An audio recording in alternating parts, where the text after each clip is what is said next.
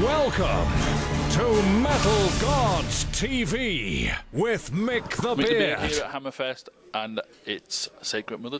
Yeah. Hey, how you doing? Really good set last night. Fucking loud. Yeah. I tell you what, you were lucky because our sound engineer wasn't with us last night, and he's been known to really rape your ears. So. Yeah, you were lucky we had the in-house guy. It perhaps wasn't as loud as it could have been. I think he must have had a bit of a word with him, though. Maybe he rang it through and said, yeah, just make them louder than everything else. Yeah. A good set, though. It seemed to go down really well. Yeah, it felt good. Yeah, the response was good and that. And, you know, there seemed to be a lot of people there that knew our stuff, and even the ones that didn't, you know, there was a lot of fists in the air, and it seemed to be good energy in there. I think they were up for it. Yeah, I mean, I know that some of the bands sort of think it's a bit weird playing the Thursday night because it's not the official start, but yeah, there's always a good crowd here on Thursday. Yeah, well, you know, the people start here early and they want to get down and get set up and that ready for the weekend, and you know, you've got to put some entertainment on for them, so it's good to fill that gap. And you know, we played to a full room, so we were happy, really. Yeah. You know. And what's next for you guys after Hammerfest? Well, we're on tour with Hailstorm at the minute, so we finished that up tomorrow night in Bournemouth. That's the last date. This is like a split off to come over and do this. And then we're off for a couple of weeks, and we go back out on the road with El Nino on the, is it the 2nd of April? Yeah. So you're just constantly touring at the moment, and it's pretty busy at the moment. Yeah, pretty flat out. Our album's out April 15th, and we've just released a new video and stuff, so we're sort of riding the wave at the minute and just keeping busy. Yeah, keeping out there, doing as much as we can. You seem to put on a really good show for. I mean, you're a band worth watching, I think.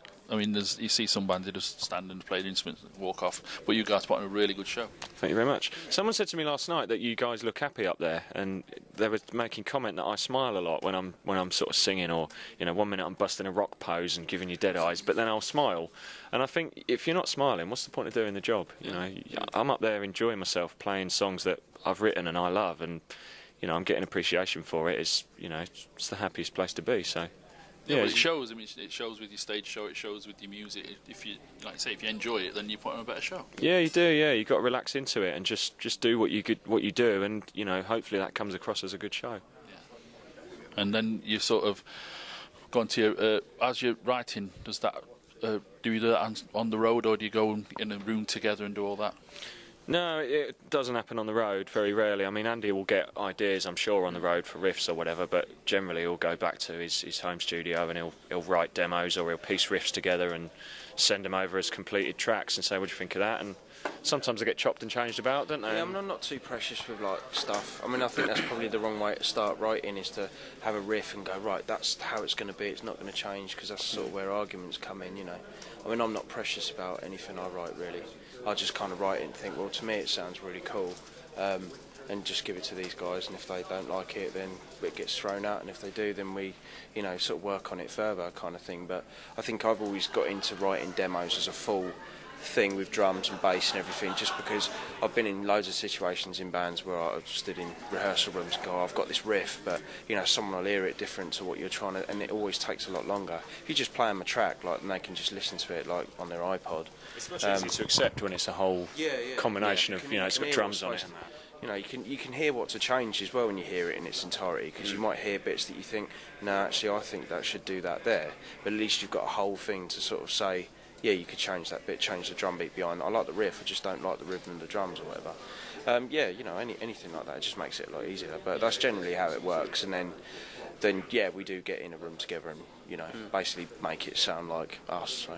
Yeah, and once it becomes a finished song, start to finish, then I kind of start my work on it. I get some inspiration for, you know, lyrics or melodies or whatever, and then piece it all together, and that's that, isn't it? Yeah, so technology has been a great help. Yeah, we use it to the full of its extent. Yeah, the internet comes in handy and that. What do you think of this? It's rubbish, do it again. Send it back again 10 minutes later, and yeah, that's kind of how we write. It tends to work better, because then when you get in a rehearsal room and you're all together, you don't spend 3, 4, 5 hours going, how does that riff go again, or what's happening with this, or where does it go from there? You can just get together and play it. Yeah. So, you know, then you can make changes, subtle changes, and do the nurturing side of things before you go into the studio. But you've got more time to nurture because it's already written. you're not standing around scratching your heads and going, "Oh, don't get it," for ages. I mean, there were some changes that were made, particularly on this album in the studio. Just they're more production things more than anything. Just thinking maybe, oh yeah, the song's great, the structure's really good, but maybe from a live point of view, we could add this in, or we could extend that bit just to create a bit more tension for the chorus. Kind of nerdy things like that, which you might, in the grand scheme of things, not really pay that much attention to until you actually get recording the final product. So, and we were working with Scott Atkins on this, and he's normally full of ideas, whether you want to hear them or not, really, a lot of the time. Having a good producer is worth its weight in gold, because they're not just twiddling knobs and pushing buttons and making what you do sound good. They're actually influencing what you do at the same time. And someone like Scott, I mean, he works you and works you and works you until you feel like you've done your absolute best, and then he just pushes delete and gets you to do it again. But that obviously makes the best of you come out, and he also is really good at picking out stuff that you wouldn't have necessarily heard or seen in the song before.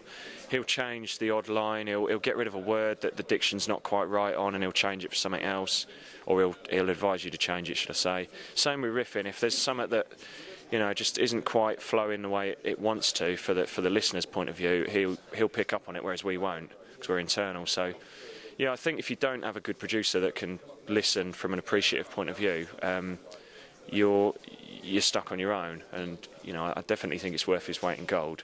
We've always been happy working with Scott Atkins. We've done mate as well. It's not just working with someone we don't know. Do you know what I mean? I think there has been times in the studio where it does get pretty heated, and there's a few C words floating around and stuff, but because you're mates and you just take it as it's a working process, you can kind of take it. I mean, obviously if we were, in the studio with someone we didn't know and we were, that way towards them, do you know what I mean? I think they'd probably go, well, if you don't like it, get the fuck out.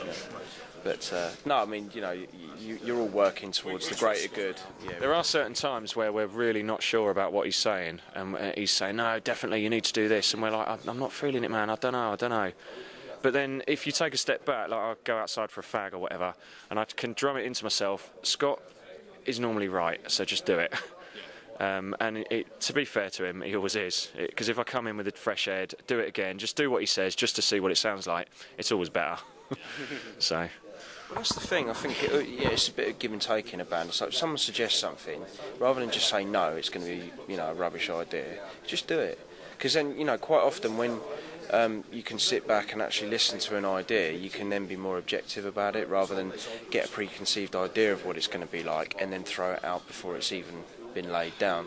So it's often the case with like I find playing like with solos and stuff like that. It's not often I get to really sort of appreciate what's going on or what to change until I listen back to it, because when you're doing two things at once, like playing the solo and trying to listen while you're playing, your brain's trying to do two things, and I don't think it really ever takes in what you've done until you take the playing element out of it and you listen back, and then you can be objective about what you want to do.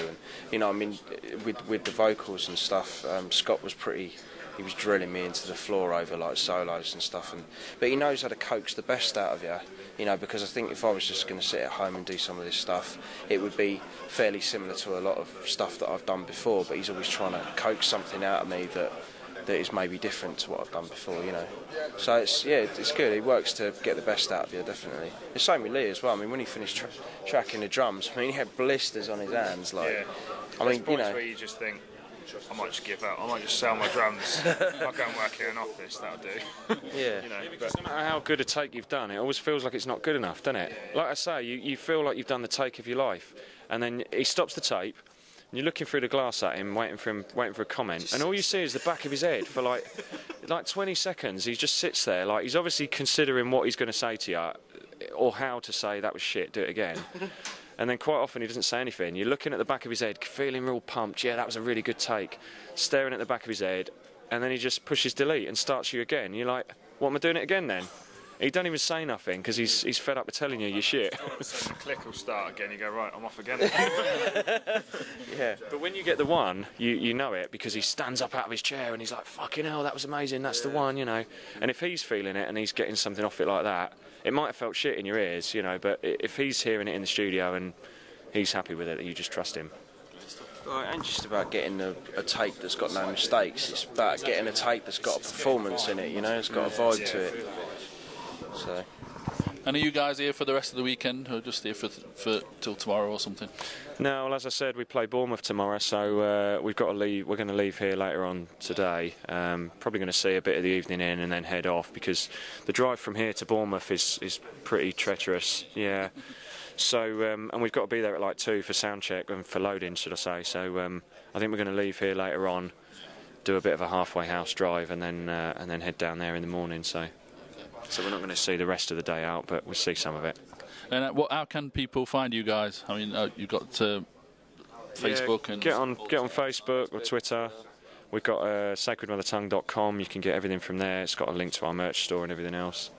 Or you can go YouTube and look for Sacred Mother Tongue TV. We've got our own TV channel on there with all our videos and stuff. Pretty much everywhere you'd expect on the net, we'll be there. Great stuff. And have you got a final message to the World Wide Web?